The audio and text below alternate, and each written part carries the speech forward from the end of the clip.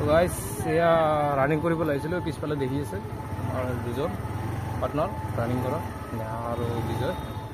আমি ৰানিং চানিং কৰি পিনে এতিয়া ৰেলৱে ট্ৰেকৰ কাষতে এটা সুন্দৰ এটা ৰাস্তা আছে তাতে ৰানিং চানিং কৰিলোঁ আৰু কৰি কিনে এতিয়া ঘৰৰ ফালে যাই আছোঁ। তো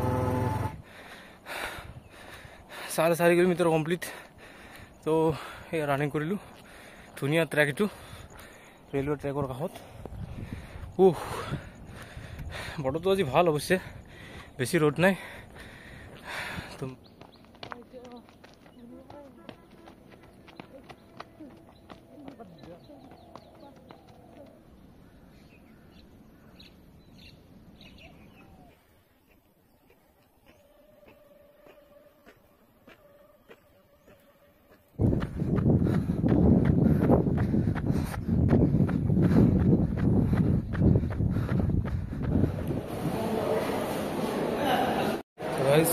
ডকুমেণ্টছৰ কাম কৰিবৰ কাৰণে আহিলোঁ আমি একদম ডিচি অফিচ।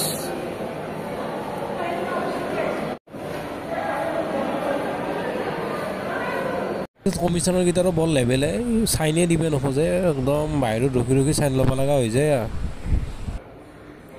আধা ঘণ্টা মোৰ কিবাকে চাইনটো দিলা দিয়ে। তাৰপিছতে আহি গ'লোঁ কামাখ্যা মন্দিৰত এটা মাৰ আশীৰ্বাদ ল'বৰ কাৰণে, যিহেতুকে পৰীক্ষা আছে। তো চাইন টাইন লৈ চব কাম খতম কৰি মন্দিৰ দৰ্শন কৰিব আহিলোঁ।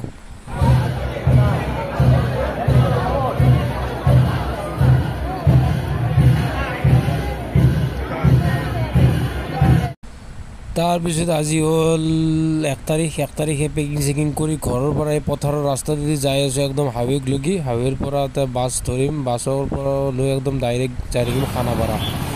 এয়া বাছ ষ্টেপিছ আহি গ'লোঁ। এটা ভাল হৈছে, মিনিমাম 45 মিনিট লাগিব আৰু ইয়াৰ পৰা চাংঘাৰীৰ পৰা তাকলৈকে আপোনাৰ 32 কিলোমিটাৰ হয়। যাওঁতে দেৰি হ'ব, জামো পাব পাৰোঁ আধা ৰাস্তাত।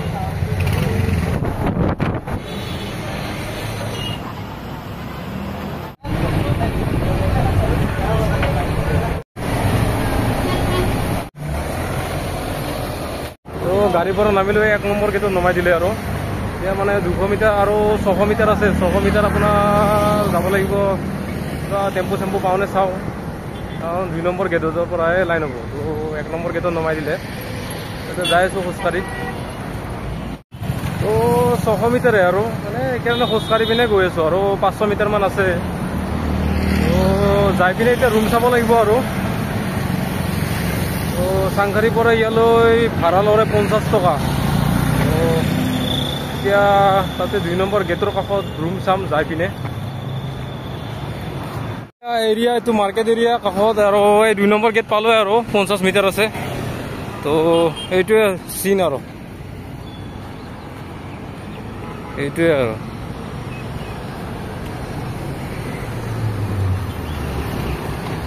ইয়াতে লাইন হ'ব। প্ৰায় ষ্টুডেণ্টবিলাক মানে ৰাতি 12টা বজাৰ পৰা লাইন পাতে। তো এইবিলাক আছে, কাৰোবাৰ ফিজিকেল হৈ আছে, কাৰোবাৰ হৈ পিনে ওলাইছে, এইবোৰ আৰু এইটোৱে মেইন 2 নম্বৰ গেট। তো ইয়াতে আহি পিনে খুব ৰাতিপুৱা 3টামান বজাত আহি লাইন পাতিব লাগিব আৰু। ৰুম বিচাৰি যাই আছোঁ।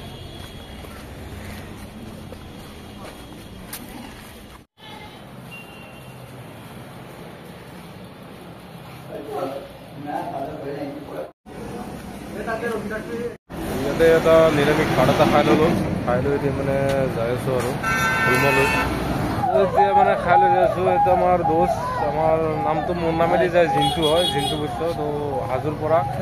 তো আমিতো খালোঁ এই হোটেলত, খাই বৈ কিনে এতিয়া ৰুমৰ ফালে যাই আছোঁ। যিহেতুকে কালি ফিজিকেল আছে, পূৰা 2টা বজাতে উঠিব লাগিব। 2টা বজাত উঠি একদম মানে ফ্ৰেছ হৈ লাইন পাতিব লাগিব। তো 4টা বজাতে মানে গেট খোলা দিব। তো এয়া আমাৰ ৰুমৰ ফালে গৈ আছোঁ। আপোনালোকে হাস্তিনাপুৰ মাৰ্কেট আহি গ'লোঁ। অলপমান মানে অলপমান শ্বপিং কৰিব লগা আছিল, সৰু সুৰা 2টামান বস্তু লৈ যাবলৈ আহিলোঁ। এই মানে ৰুমৰ কাষতে আৰু এখন মাৰ্কেট আৰু আমাৰ ওচৰতে হয়। য'ত আছোঁ মানে মেঘালয় আৰু অসম বৰ্ডাৰৰ কাষতে হয়। এই লাইন চাইন নাই দেখিছেনে, কেণ্ডেল জ্বলাই কিনে ভাত খাব লগা হ'ব এতিয়া। একদম ভাতৰো কোৱালিটি একদম থাৰ্ড ক্লাছ একদম। আৰু 12:30 ওলাই কিনে গা চা ধুই কিনে ৰেডি হৈ কিনে যাবৰ কাৰণে উলিয়াইছোঁ। এটা পাঁচ হ'ল আৰু এনেকৈ গা পা ধুই ৰেডি হ'লোঁ হনুমানজীৰ নাম লৈ। তো ৱেডাৰটো আজি অলপ ক্লাউডি আছে, তো ভালকৈ ভিজিবল হোৱা নাই, কাৰণ 1টা বাজিছে মাত্ৰ আৰু 4টা বজাত গেট খোলা দিব। গতিকে যাওঁ, পৰিস্থিতি কেনেকুৱা চাওঁ। যোৰাবাটৰ পৰিৱেশ, আমৰা গাঁও, এয়া CRPF কেম্প। তো আহিছে প্ৰায় 100জন মান হ'লেই চাগে, বহি আছে। তো এতিয়া আমি যাওঁ আৰু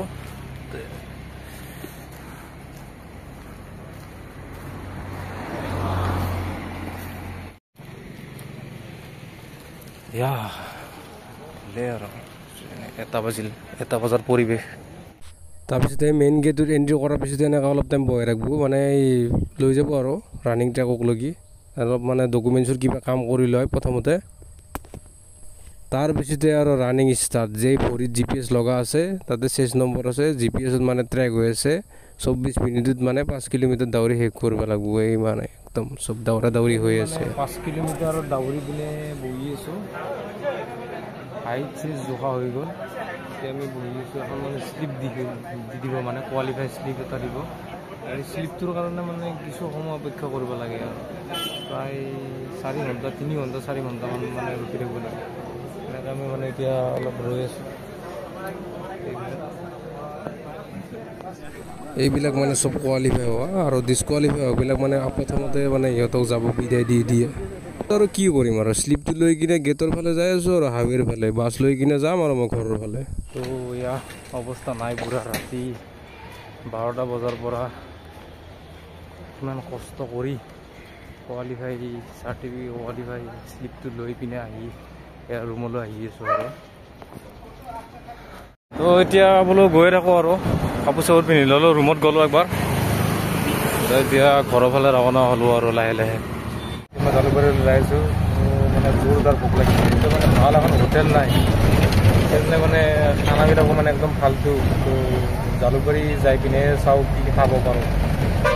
একদম মানে খানাবোৰ পচন্দ নহয় ইয়াত। আমাৰ প্ৰেক্টিচ চলিছিল, এইটো হ'ল চাংখাৰী ৰেলৱে ট্ৰেক। ৰেলৱে ট্ৰেকৰ এইটো ৰাস্তা আছিল, এইটো ৰাস্তাতে আমাৰ মানে প্ৰেক্টিচ চলি আছিল। তো আমি এক্সাম দি আহিলোঁ, বিজয় আৰু মই, সেইজনলৈ ল'ৰা বহিছে, তাৰ নাম বিজয় হয়, আৰু মই। তাৰপিছতে এয়া নেহাৰ 12 তাৰিখে আছে। তো